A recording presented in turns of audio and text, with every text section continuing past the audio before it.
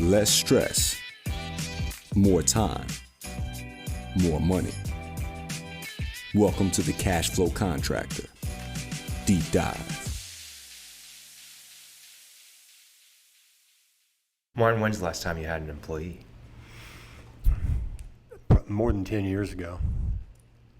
So you haven't onboarded any in the past year? But no, and I kind of hate you bringing that up because I'm always talking about building a highly profitable business that can work without you, and I'm not being congruent in that. Yeah, but I think you're also in a different realm than most. Because I'm old? Um, No, I could totally do it. It's a decision. I'm aware of it. Yeah. Hate to say it, I love people, but I don't want any employees. yeah, for sure. I don't. I'm sure a lot of business owners feel that way, but at the same time, they need them. My dad used to say the last thing an employer wants is an employee. And of course, they're critical. Yeah. They're the main. Technology's done a lot, but still, people are the main source of leverage to move yourself out of the business and give you freedom. But they're also, when I look through my weeks of talking with clients, at least half of the things we're talking about are employee issues. Yeah. Employees or customers? People related? Probably, problem-wise, it's employees. Yeah. Customers, typically it'll be in marketing and how to serve them better and so on. And there's a connection there. Yeah. How good your employees are determine in many respects how good your customer experience is. Absolutely. And I think for a lot of business owners, entrepreneurs, they get frustrated with employees because all they see are the issues and that they're not doing it as well as they can do it. They don't care about it as much. And I think that's a lot of what we're going to talk about today is how you can set up an employee for success. Right. You have to always understand that they're never going to care about it as much as you do. If they do, then you found a really good employee. There are some rare exceptions out there of sidekicks, kind of, if you want to refer to it that way. Somebody who is, I can think of one. I had some clients in yesterday that have a sidekick. And that's kind of a pejorative there. I don't mean it. They're not a sidekick, but somebody who is truly is involved and cares as much about the company as the owner. But I mean, that's those a are rare. pretty good deal when you find them. Yeah, because you can't expect someone that has none of the leverage, none of the upside that you have as the owner of the business. Maybe even for a lot of these companies, their name is on the business, and the employees don't have that. I mean, it's a job to them. It's not something that's a legacy or the potential future retirement for you, whatever it is. If you go and sell that company, unless you've got stock options and profit sharing, those kinds of things in place, the employee's not walking away with what you can walk away with. Right. But right. Of course, you got to get there. The flip side of that is they don't have the risk. They don't. Yeah, they don't have the risk, and yeah, the risk is significant. Mm-hmm. Absolutely. So, I think onboarding employees, it's taken for a lot of companies as just an HR perspective. It's not something that every business owner has in place. Onboarding employees is like, all right, go follow Dave around and learn from him for the next week. I told you before we started today, one of the worst days of my life in previous companies was the day a new employee started. Mm-hmm. And by that, I don't mean maybe somebody who's working out in the shop where somebody else is taking it, but somebody, sales or some other authority type position. The day they actually started, I'm sitting there saying, now what? What do I actually want you to do? Yeah. And in the past, I'd pass that off, say, follow John around here, show you the ropes. Right. And that's very decidedly not the way to do it. It's not. I think something that I told you is with onboarding, you're really trying to meet expectations. It's a good opportunity for the employee to meet the expectations that were set by how you interviewed them and why you hired them, because you thought they were going to be this type of employee. But at the same time, you're having to meet the expectations that you set during the interview for that candidate of, hey, during that hiring process, this is who we are. This is what your role is going to be like. And I've been in a couple of jobs where during the hiring process, you're really excited. You think it's going to be this great experience. And then you show up on the job and the reality is like, what? Like, this is not anything that I thought it was going to be. This is awful. There was an old comic strip by a guy named Ace Reed, and it was all Western stuff, cowboy Yeah. stuff. Some was pretty good. But I'll never forget one. There was a beat up looking cowboy looking out at the drawn cowboy looking at you. And below it says, "There's a hell of a lot of things they didn't tell me about this outfit when I signed on." I love that because I think about that a lot after a lot of years. Yeah. Boy, there's a hell of a lot of things they didn't tell me when I signed on. Yeah. And I think to go with that, like the reason why there's a lot of things that they didn't tell about when you sign on, well, a lot of employers and small business owners specifically don't have a good layout even during their hiring process. It's like it's more focused on the skill than it is about the actual role and responsibilities and the culture and those types of things. And so, if you're hiring an electrician, okay, do you have your journeyman's license, whatever? Okay, cool. Let's, what's your experience? Let's go. Well, that is in our hiring process more than the onboarding. Exactly. But that's where onboarding starts, in my opinion. Right. Is during the hiring process. yeah, the old saying is that you hire for skill and you fire for attitude is true. And by that I mean you use the journeyman. Do they have the skills? Do they have the requisite licensing and so on? You can see that. You can test for that. You can look at a certificate. But the attitude stuff is harder to test for, and as a result, a lot of people don't do that. Right. And when I say hire for skill, fire for attitude, which I didn't come up with that, by the way, that's out there. But you can hire the guy because he's an electrician, but you fire him because he doesn't show up. He's pushing back all the time. He's not accounting for his parts. He's rude to customers. He gossips. All those things is why they go. Right. So a little bit before the onboarding, not a little bit, the pre-stage to the onboarding is that you look for those type. You look for find the a values. journeyman, but you look for the values, and there are ways to do that, which isn't our subject today. But among them are that they care about the company and they want the processes and want clarity. Mm-hmm. And that's back to your point that you're now at onboarding meeting your obligation that you implied if you didn't explicitly present to them when they chose you over the other people who they could have gone to work for. Yeah, I think, you have to think back to that hiring process. If that's where the expectations are set for the employee and for the employer, you have to be clear about your expectations and you have to think about those things beforehand. If you're going to fire for attitude, well, how can we look at their attitude during the hiring process? And there's multiple ways of doing that, whether it's, hey, we're going to have you follow this guy around and help with some little tasks during the hiring process. You're not even hired yet, but we're just going to see what it's like, and we're going to get you to follow John, and then we're going to ask John, hey, what was it like? What were the conversations like? What could you tell? What was your first impression? But even then, the questions that you ask, something that we do, we're not a contractor, but during our hiring process, we go through our values and we ask for examples of maybe how they've lived out those values in their life, what they think about those values. And that really gets us a good perspective on if they're just BSing, if they don't really care about values. We can see how good they are at like understanding lessons from past examples that they've lived out. Well, we're kind of back on the hiring side of it too, but there's a great book by, didn't write it down, Mark Murphy called Hiring for Attitude. And if you ask specifically someone, one of our values is honesty. What does honesty mean to you? It's hard, and they're going to be thinking, wow, what should I say? And I want to say the right thing. And but Mark Murphy is a little more clever than that. I'll give you an example. He suggests a question such as, I don't know if this is in his book, but it's like this. When's it okay to be late for work? Great question. Right? And you don't follow that up. But when's it okay to be late for work? Yeah. And I had somebody ask that the other day, and they said, flat tire or death? The lady actually said that. Wow. Flat tire or death. But anyway, she was showing her, because we're contractors and this kind of thing comes up, when is it okay to take a side job? Or better than that, what did you do? Tell me about a time you were offered the opportunity to do side work. Yeah. Right? You're not leading them one direction or another.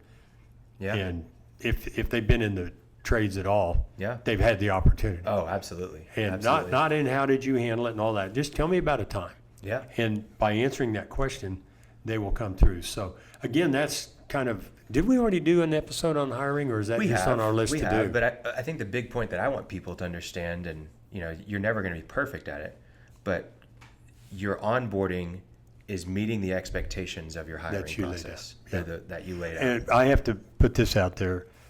The number one reason for people leaving a company is unclear expectations. Exactly. It's not money, it's not hours, it's not safety, it's not coworkers, although those are all contribute. But this is Christine Sexter, who was on our previous podcast. I'm not sure if she came up with it in her surveys or reported them, but it makes complete sense. Yeah. And unclear expectations, everybody, you can get that. If you're an employee and the boss says, go fix this or something, doesn't give you any instruction, you go do it, and then they come and chew your rear end out for not doing it right. Yeah. Well, you're not going to take that very long. Yep.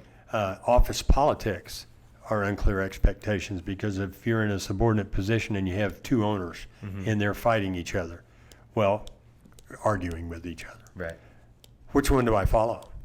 Right? Yeah. And I know that if I'm following this guy or this lady, it's this set of expectations, and if this, and pretty soon the drama and the stress just wipe you out. Right. And you leave. So. Well, let's go on to the onboarding aspect. Let's say that you have done your due diligence during the hiring process. You feel like you found a good fit. You feel like you've adequately laid out the expectations that you have for the employee and that they should have for you. You're now into your onboarding phase, where you have to now align with those expectations that are set and further set the standards that you expect in the role. You get more defined with those expectations.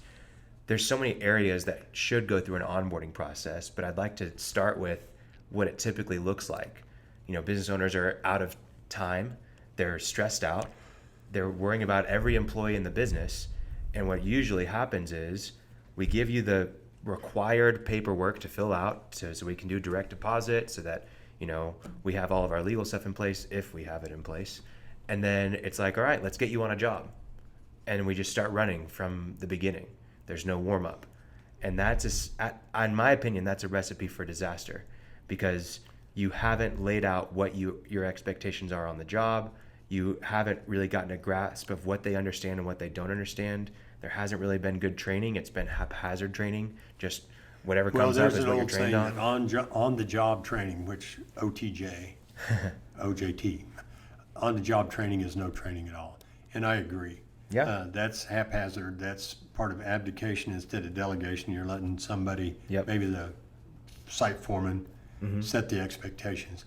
But back to what you said, if you have set the expectations in the hiring process, okay, how do you do that? And we're going to talk about a lot of things, and it gets a little confusing because we'll be just talking about these things. But I want, as we go along, to think in terms of a checklist. Yep. Okay? Subjects that need to be addressed. Some of them are where the tools are and what the work hours are, but some of them also are the exact responsibilities that you're going to be required to do. And if you want to sit down on a Saturday and try to write all that out, go ahead. But that's you're not going to do it very well. Yeah. But if you have begun the function, either with a yellow legal pad in your truck or a Drive account on Google or wherever, but you start it, you can add things to it. And one of the best onboarding systems I ever saw was with a former client, and they had 8 pages, of single-spaced sentences with a check box to the left on each sentence, and it said page 1, 2, 3, 4, 5, 6, 7, 8. Day one, they had to show the employee everything, the new hire, everything on that list. And you're going, oh my gosh, 21 pages, 25, or 8 pages, 25 things a page. Well, it was a checklist. Some of the things were as easy as, where's the coffee? Yeah. Where's the broom? How do you lock or unlock? What's the alarm code for the alarm? Right. Yep. So, but you just having a checklist, and you make sure at the end of the day one, that you have been through all these things. Yep. Each of which might take 5 seconds, some might take 2 hours. But you have gone through those things. Next day, right? You can't expect somebody to assimilate 8 pages of 25 things a day if they're all intricate instructions and procedures. Right. But the simple things, you've mentioned them, and by having a checklist, you look organized to the employee, and what you've done is made sure we've at least touched on these subjects. Right. You're not going to 2 months later get mad at somebody because they don't know how to do something if Yeah. you've never talked about it. Yep. Absolutely. And you don't want to get mad at them even if you showed them on day one and they don't remember how to make coffee or whatever the job is. But I'd like, as we go through this, that people are thinking about what we're talking about and reducing it to a checklist at the time you're interviewing that you're looking for, and then on the onboarding. And then it can get more complicated as you train people to do specific things. Yeah, absolutely. Well, I think if you see your onboarding as an extension of the hiring process and you're going through a checklist like that, I like that you said you're not going to be able to do something realistically just through one day. Yeah, it's good to go through everything in one day, but you honestly, in my opinion, you have to think of onboarding an employee as really a 3-month plus process. Because if you think about it almost in a relationship terms, there is love at first sight, right? But there has to be follow through with that love at first sight. And it's multiple dates before you decide, hey, I'm going to ask for your hand in marriage. Not for you. Yeah, You have I a hope different not. story. I'm already married, Khalil. But you actually have a good story with Diane. But I think for most people, there is a courting of that relationship, and you have to learn what it's like to be around friends together. You have to learn what it's like to have dinner together, to go on a walk together, all these types of things. With an employee, it's no different. You have to see what they're like in the situations of pressure, in the situations where there has to be strategy involved, in situations where they have to follow instructions, or they have to come up with instructions and teach. There's just so many different experiences that you have to walk through with an employee to really understand what that relationship is like. But I will say that after the first few dates with a person if this is going to work out or not, right? Same thing. You're going to know really quickly if this is a good fit, and you have to act accordingly. Don't be scared to pull the trigger and say, hey, this isn't working. Likewise, in that employee's mind, they're feeling you out just like you're feeling them out. Is this a good fit? Am I enjoying this? Is this the place for me? And so you have to be aware of, how can I make this the best experience possible to really help this person grow in their professional career, so they can have a good experience personally, and so they feel involved in the team. And that's really the role of onboarding in my eyes, is how can we make it the best experience to train this person, to help them feel equipped and educated, and empower them to do well in this role over the next 3 months, so we can build a good foundation moving forward in the future. With that, there's a lot of areas that have to be covered. It's a checklist, but you can't just say, do this, do this, do this, this. No, there's a lot that has to be covered. I just want a checklist because just talking about it, and we jump back and forth, or at least I do, can run people off chasing rabbits and off point. If you think of it being a checklist and you just write down, oh yeah, they need to know how to do this. Yeah. They need to know how to do this. Yeah. And you put that on your list, you're gathering that information, and that takes the stress off of you, because that was the problem with me when I had a new employee. I knew all the things they needed to do, but I did not have it. And really, we even had job descriptions, but it's kind of general stuff. Yeah. I mean, specific to the job, but not, this is what I want to show you today. Yeah. If you have a curriculum and you execute a curriculum over 90 days, and the curriculum can be specific training, but introduction, we're going to talk about meeting the team and things like that, but a specific curriculum, you're putting them at ease. It's been a long time since I had a first day on a job, but I have. Yeah. And you have to remember what that was like for you when you showed up. Absolutely. You don't know anybody. You're not sure you're on time, not sure where your desk is, if that's what you've got, or where you're supposed to sit, what the rules are to driving around in a truck. A lot of contractors have seatbelt rules, and if you don't, you can be fired immediately. Things like that. I don't know all that stuff, and that's what makes the first day for the employee Really unsettling. tough, yeah. If they can just see, oh, these are all the things we're going to do, I can learn stuff, they go home and tell their husband or wife, how was the first day? It was great, man, I learned a lot. It was all laid out. Yeah. And some of this was pretty exciting, and I've got to do this tomorrow. Instead of going, oh, I don't know. Well, I think the Simon Sinek start with why really applies in this situation. I think if you go into that first day and you just go immediately into like safety training, I think that's fine. But at the end of the day, it's just a lot of technical things that you can't really take in all in one day. Like, it has to be spread out. And the employee's just going to sit there and be like, okay, here's just this training. I've got to go through this. Doesn't really mean anything. But if you can sit there and start with why, and you can talk about, hey, this is our vision for the company. These are our values. Here's some examples of our values lived out. And even bring in some other employees where it's not just this supervisor just talking down to this person and doing training, but here's a peer, a coworker, and hey, tell them an example of how we live out this value in our company. And they'll talk about how we had this customer experience and they had to navigate these difficult issues, and that's how we applied this value. Now it starts to really set in for this employee, man, this is what I need to embody. This is what I'm striving for. This is what this company is about. I think that really lays a really good foundation for moving forward in a positive manner as you go through the training, because they're starting from the values, not from, oh, we've got to check this off the list. Right.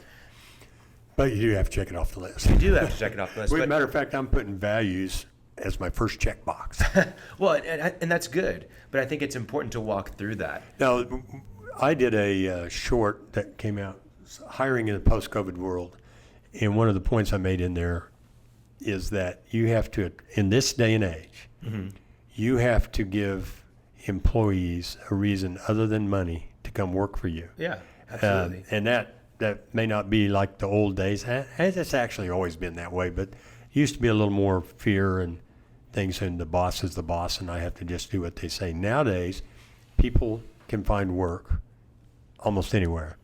And so you need to give them a reason to come work for you, and explaining your values and the effort of taking a trusted employee and letting them sit in the room and ask them questions. Yeah. And meaning have an employee representative talk to the new hire or even pre-hire.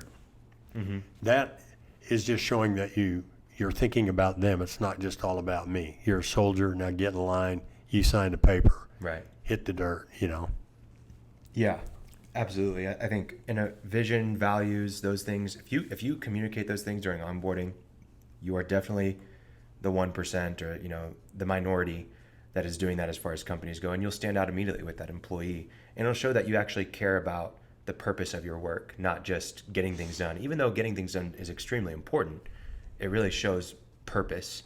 And to your earlier point, being consistent and carrying through on it, if you articulate those things, either pre-hire or during onboarding, then now you better live up to them. Exactly. There's nothing worse than kind of a different setting, but a lot of times a boss will have some really good initiative they want to do, and they get all fired up, they get everybody all fired up, and then they just kind of abandon it. Yeah. And then they have another good idea, and people get change course and do all that. the time.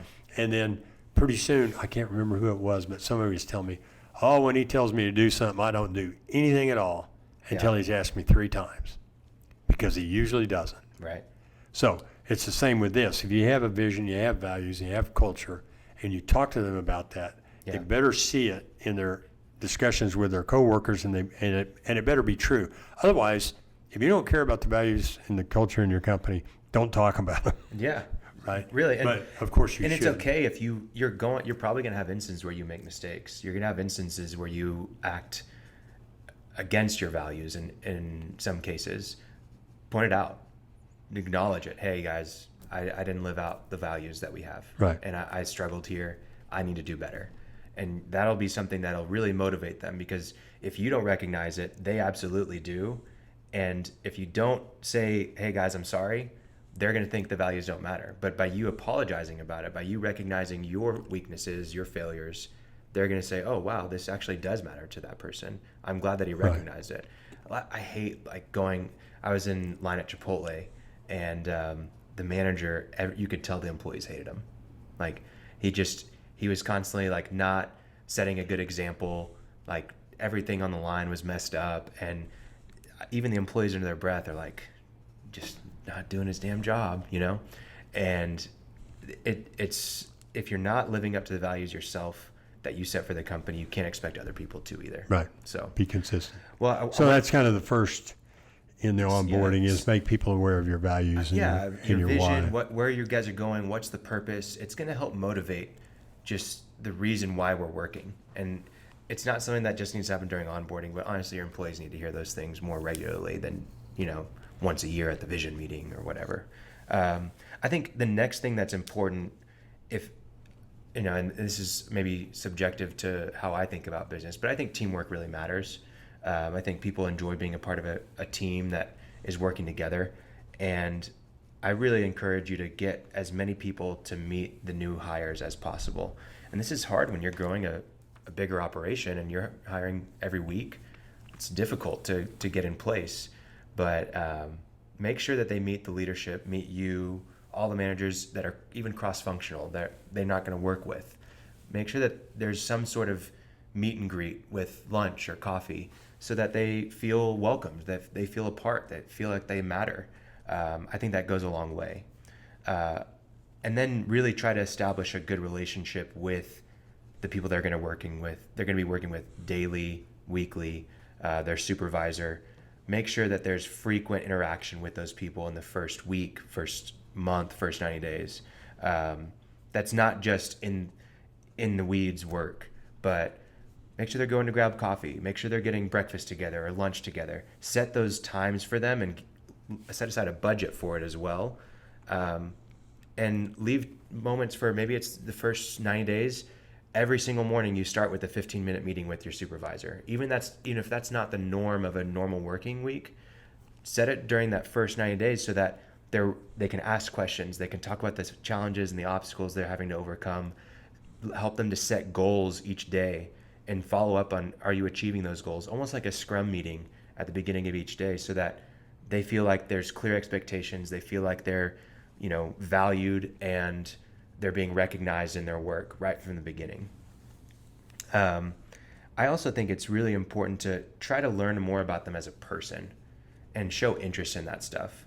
Hey, how are things going with your family? What are some, where do you guys vacation? What are some of the hobbies you have outside of work? What personal goals do you have? Are you reading any books right now? Are you trying any fitness goals out? Where do you like to eat? We have a really good onboarding form that we send to employees that we have them fill out that asks them things like, we need to get your mailing address and your social security number, all that stuff. But we also ask, like, what's your favorite candy? Where do you like to get coffee from? Where do you go to eat? If you were to get a gift card from a friend that knew you well. Candy? Yeah.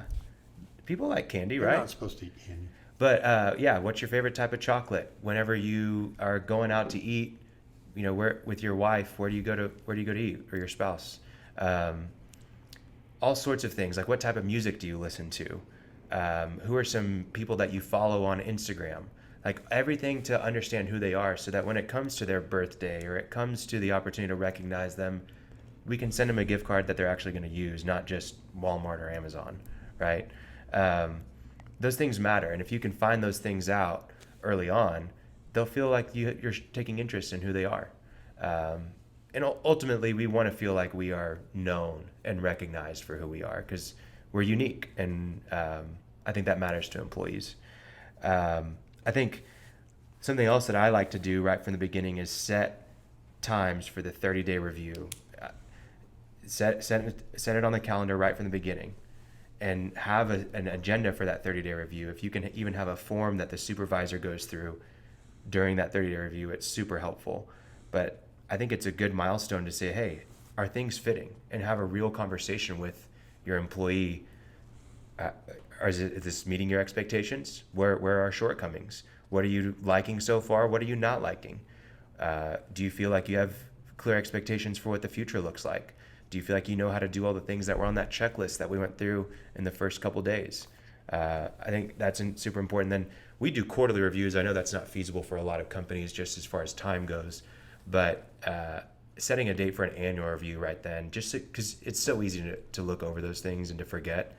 But set an annual review, set it that 1-year work anniversary so that you can get them a gift for whenever it's their 1-year mark. All those things are super important.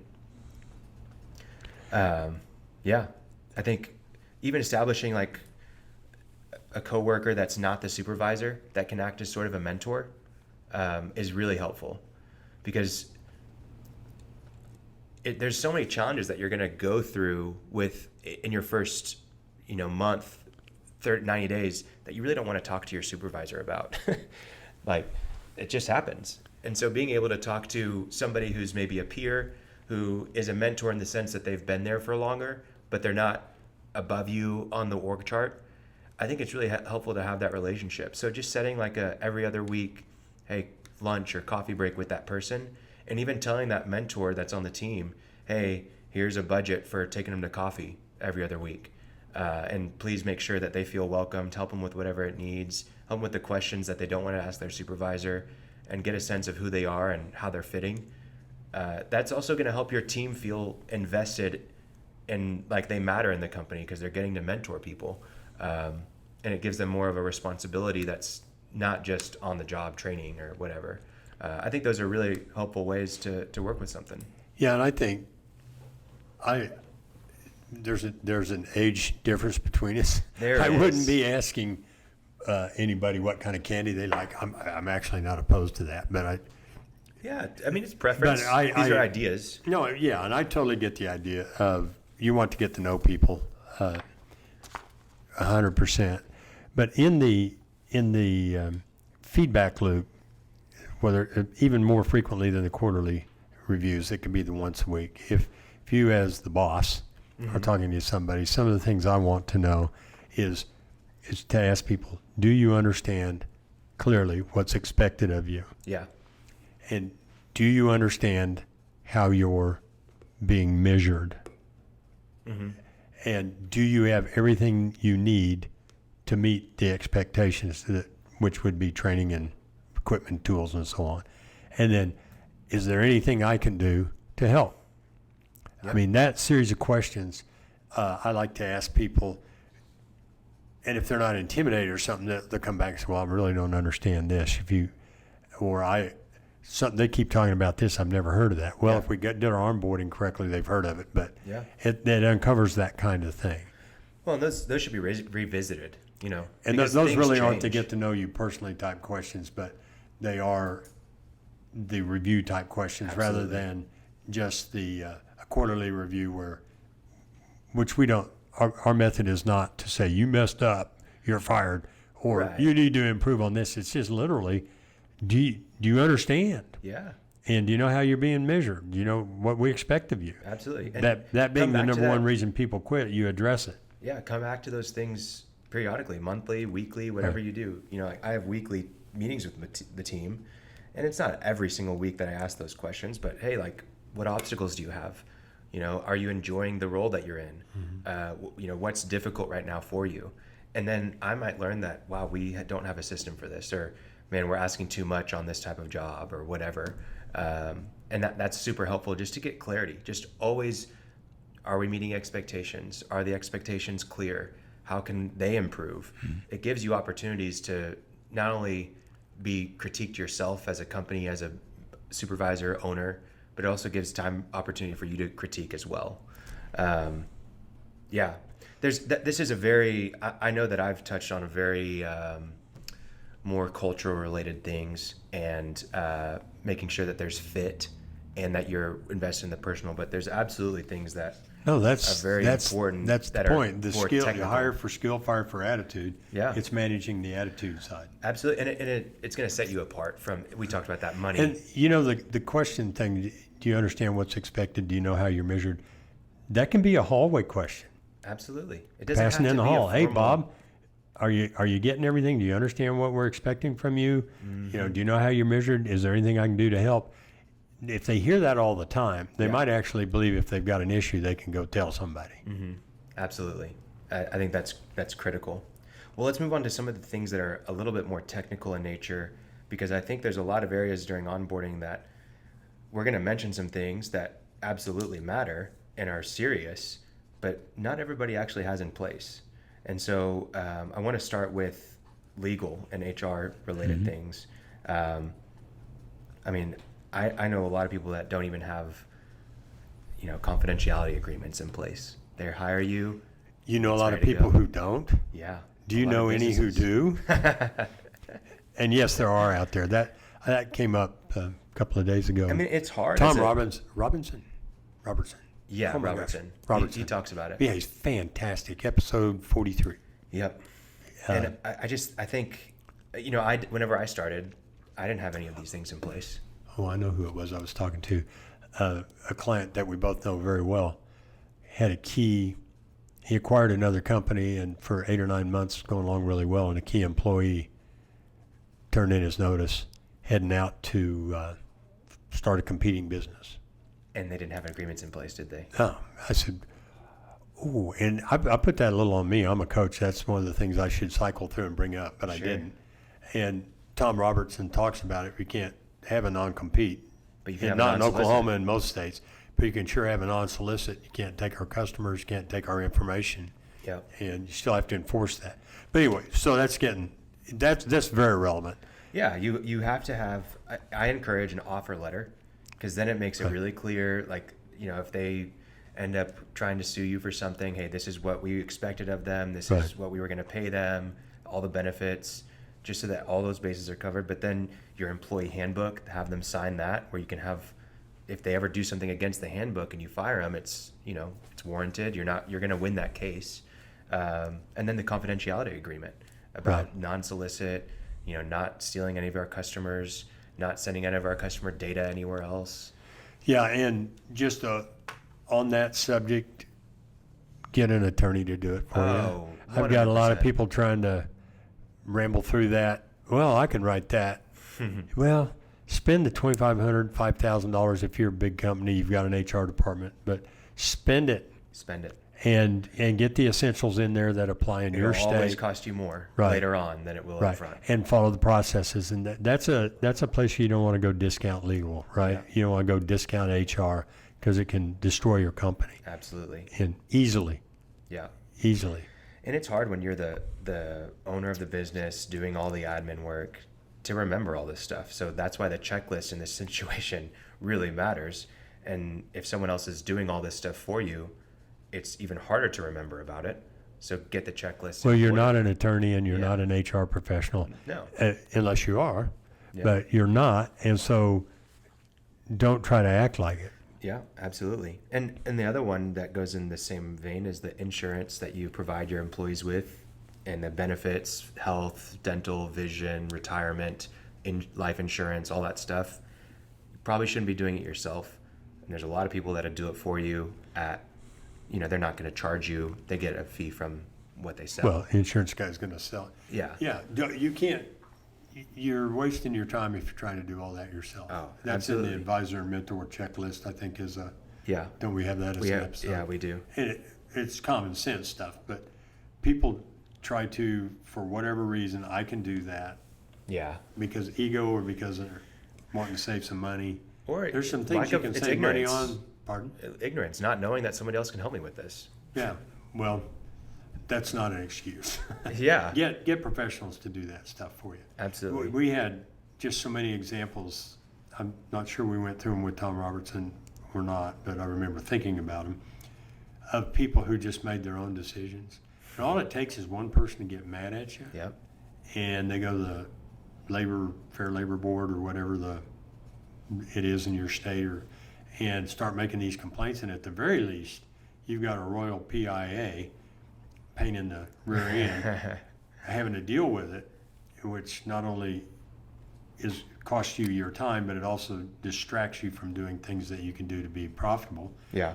And it can sure happen. That great person, just like my client who had his top person leave completely out of the blue. Yep. Completely blindsided. So it can happen out there, and you have to be prepared. You do. And it's not going to be you. Absolutely. So we've gone a little bit over legal. That's absolutely a part of your onboarding. Safety is a huge deal. Review the safety manual that you better have. Any safety training that you do as a company. Once again, the safety manual and safety training is best done or organized or at least guided by a professional. Absolutely. Yeah, like Gary Messick that we talked to. There's so many others. Just go through that role, specific to the role even, not just the more specific you can make it, I think the better, because it actually is applicable. Last thing you want to do is sit through a training that's so generic Right. that it doesn't really, it's hard to even think about how it applies. But if you have a professional, they're actually really good teachers too. Just like when you're in college or in high school, we all had those favorite teachers that got us engaged, and that was my favorite subject, not because of actually the subject, but because of who was teaching it.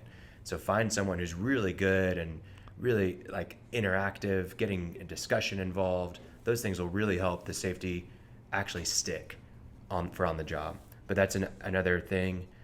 A big one that we help companies with a lot is software.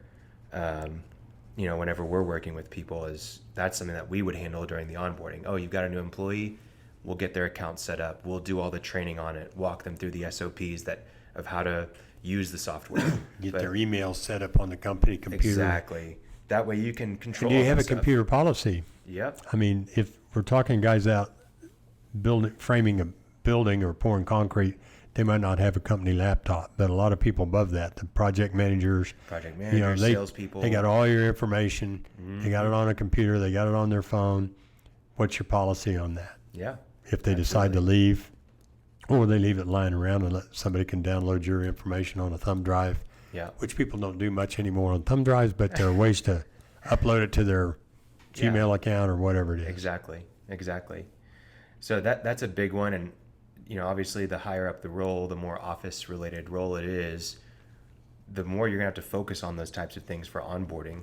And it can really make or break the role. If you just sit there and just throw on the computer and say, okay, yeah, you're gonna start doing stuff, you're gonna run into issues where the data entry is not accurate and all the organization of your files is extremely complicated and haphazard.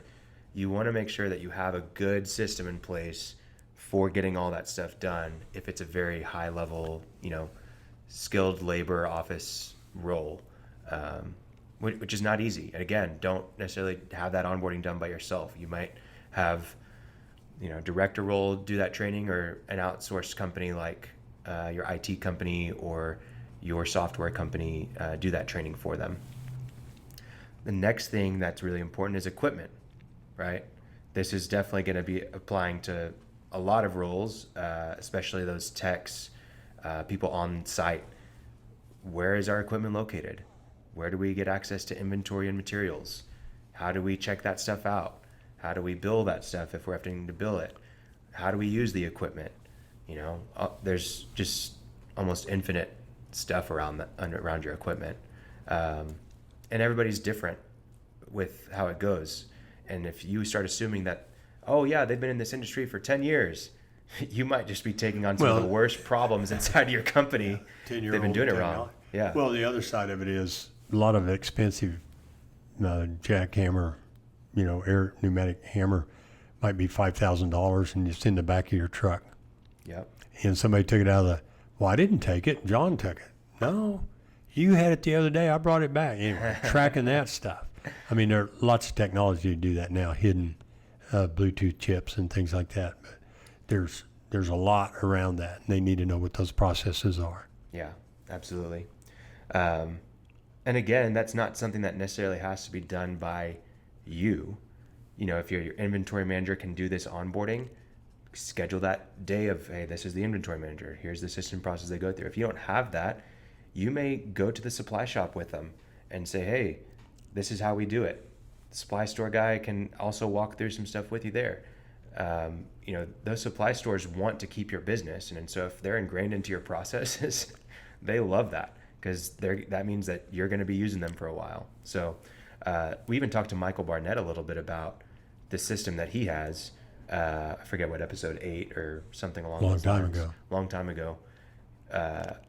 Literally, it's all tracked from the time they walk out of the gate via, what's the technology? I forget. POS. I mean, they have point of sale. Yeah, but barcode stuff. Yeah, barcodes. But when you walk out with it, the barcode's scanned. Oh, RF. Yeah, RF. That's what it is. And I mean, that just makes it infinitely easier. Like, hey, any job you're going on for the day, you're taking it from the inventory that day, and it's being scanned in real time. Thing with Michael is the suppliers own it. Yeah, the suppliers until own it's scanned out. Yeah. And then he gets billed, which is a wonderful thing. Yeah.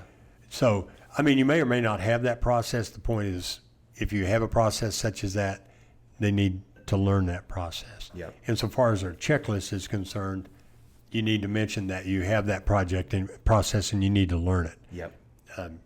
On the early on onboarding, you may not be able to teach them the entirety of it, but you at least need to introduce it, and they have to be aware that that's something that's coming up. Absolutely.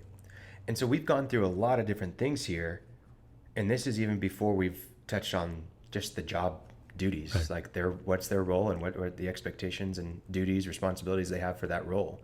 And I think if you go through all these things over time, it's not necessarily going to happen in this specific order, right? But if you go through all these things, it's really clear that this is an organized company and I'm a part of a bigger picture, and they take this stuff seriously. They're investing in me, and go through it over time. Some of this stuff has to be done first, like the legal should probably be done up front, right? But some of the equipment stuff, you don't necessarily have to get them started that quickly. But you're developing a member of your team. You're not just hiring a head, or what is Jeff says, hiring a heartbeat. Yeah. You're not just hiring a heartbeat and then saying, okay, go on the job training, right? But you're hiring a member of your team. You're investing into the value of your company with this hire. How can you add and extract the most value out of them, and make them feel like they're a part of something valuable? And then you go into your, job duties. Okay, here's the expectations for performance. Here's how we're going to measure you. We need to do a separate podcast on how to write a good job description. Okay. But that the job description is important. It lays out the expectations, how you're measured, what the duties are. It's the kind of dry document that makes things clear. Yep. But yeah, absolutely. Everything we've been talking about up to this point, we haven't even talked about that yet. Yeah. Oh, and by the way, here's what you have to do. Yeah, and I even talked with ASA, American Subcontract Association, about how hard it is to find good people and then retain those people.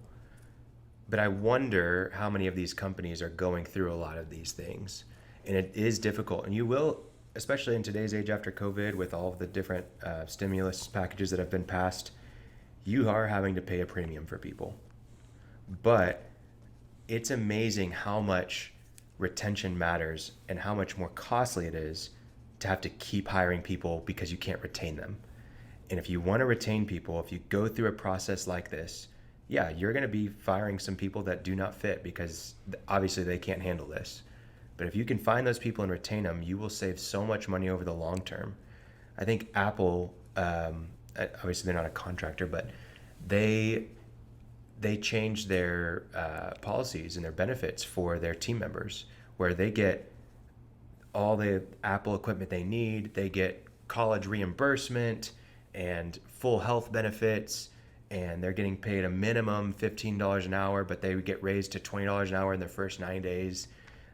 Just for these Apple store employees. These aren't like at Apple. These are just the retail employees. And their turnover went to basically non-existent. Like people were leaving just because they were outgrowing the job, not because they didn't like it. And they saved hundreds and hundreds of millions of dollars once they started implementing those policies, where they actually valued the employee. They gave them really good training. And if they wanted to learn something and go to a higher level, they gave them the training to do it. And it's a different way of approaching things, but you get to control a lot by doing that. And you do that through your onboarding processes. And it's just super important to really value onboarding.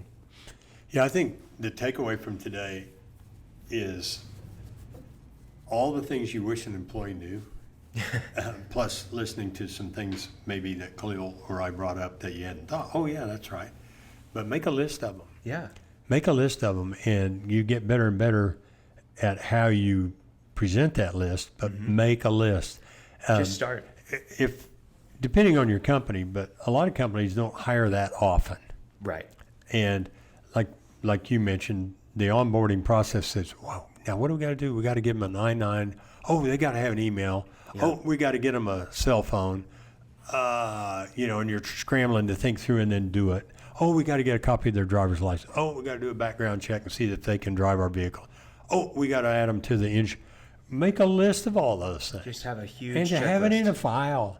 And the next time you hire somebody, oh yeah, I forgot we have to call our insurance company and add them to the driver's list, or find out that they can't. But those are all administrative type things. But the rest of them, the onboarding, the setting a mentor, the routine asking them, do you know what's expected? Do you know how you're measured? Do you have everything you need to do your job? Do you have any questions?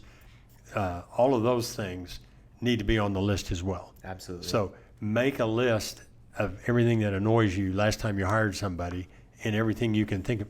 And if you have a working list, it's easy to go in and add item 29. It is. If you don't have a list, you write it on a scrap of paper or a napkin at Starbucks or whatever, and then, oh yeah, I gotta, and then you never do. Yeah. And so it's Groundhog Day every time you hire somebody. Oh yeah, we had that problem last time. Yeah. Need to fix that. Yeah. Well, I think that is the biggest takeaway. Go make a checklist. Keep it in your drive. Keep it in your binder that's on your desk. Whatever it is that you do to stay organized, and just have a list. What are all the things that I need to go through in onboarding in the future? And then continue to build it over time.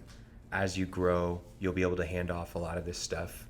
And maybe you have a full-time HR person that has that checklist, that they can be responsible for making sure that they get with a mentor and get with each and individual role inside the company to do the trainings, to be onboarded in all those areas. But start with that checklist, and you'll be surprised as it grows over time. And I had a good conversation with this group that I'm a part of up in Oklahoma City, and they just talked about how overwhelming it can be at times when you hear things like onboarding employees or different, just abstract processes that you don't get into business for, but they end up coming up. And he said it was really important. We focus as business owners so much on the future and even the present. Hopefully you focus on the future. Well, a lot of it's like, but you're always thinking about what you don't have. You're always thinking about what you need to get. And you don't often look back. But think about your company. If you're, been in business long, think about your company 5 years ago. How much different was it? Like, it's changed a lot. And things that didn't even exist today because you put that work in.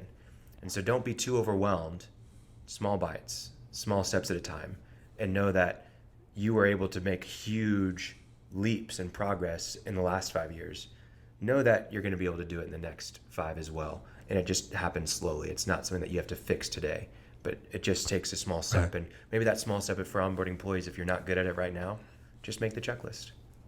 Yep. So, well, we're going to talk about onboarding again in another episode, but it's going to be a little bit different. Onboarding customers or clients, however. Getting their thinking right. Yeah. Straightening them out. Damn customers. What I've learned is if you ignore them, they'll quit bothering you. They'll quit paying you too. Yeah. Yeah. Well, thanks, Martin. We'll have another deep dive soon. Talk to you next time, and probably before then.